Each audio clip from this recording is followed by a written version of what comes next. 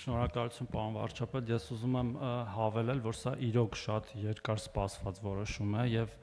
մեր երեխաների, փաստացի հարյուրավոր երեխաների կյանքը էականորեն փոխելու է։ Իհարկե կային ծնողներ, որ մինչև այդ էլ էին օգտագործում այդ նորագույն եւ ըստ էության աշխարհում ավելի նոր մեթոդ չկա։ Այս էլ պետքա ֆիքսենք, որ իրոք ամենավերջի սերնդի մեթոդն է օգտագործվելու, բայց դրանք շատ քիչ են, որտեղ սարքերը բավական թանկ են եւ այդ սպառվող մասերն էլ են բավական թանկ։ Իհարկե մինչև այդ էլ ինչպես Տիկին Ավանեսյանը նշեց, մեր երեխաները ստացել են թե ստրիպ երիզները իրենց գլյուկոմետրերի համար, որ էլի պետության կողմից են տրամադրվել, թե շատ կարևոր էր այդ 18-ից 28-ի ընդլայնումը, որտեղ դա նաև ընդառաջ էր մեր ծնողների խնդրանքներին, քանի որ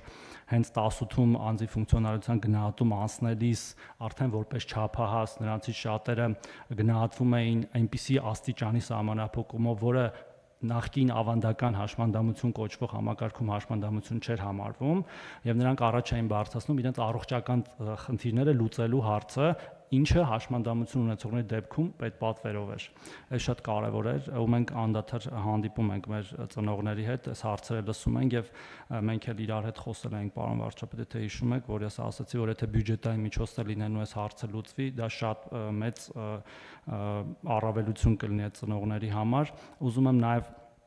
հատուկ շեշտել, որ այդ ձեր ասած ֆունկցիոնալության գնահատումը իրոք արվում է միջազգային դասակարգիչներով, այսինքն այստեղ որևէ նորամուծություն չկա եւ այդ ապրելակերպի տեսակի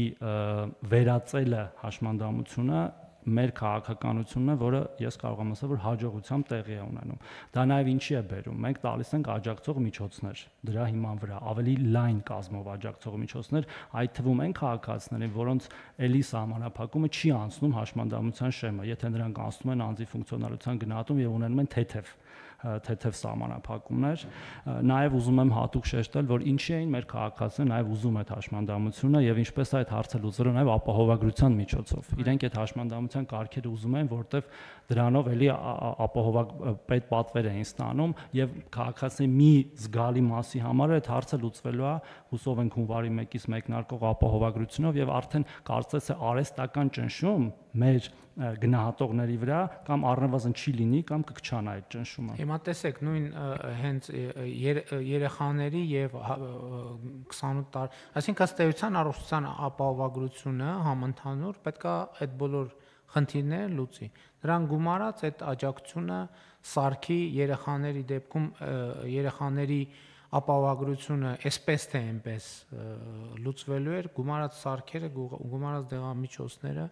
այսինքն այո, այդ կարգերի հետ կապված շատ անհարթություններ նաև հարթվում են այս որոշումներով։ Մի կարճ բան էլ, որտեղ մենք հաճախ խոսում ենք անպայման սա ֆիքսենք, էլ սա իրապես հարյուրավոր եւ եթե բոլորին ենք տրամադրում ըստ էության 1000-ից ավել երեխաների կյանքում տենց շոշափելի բան փոխող որոշում է,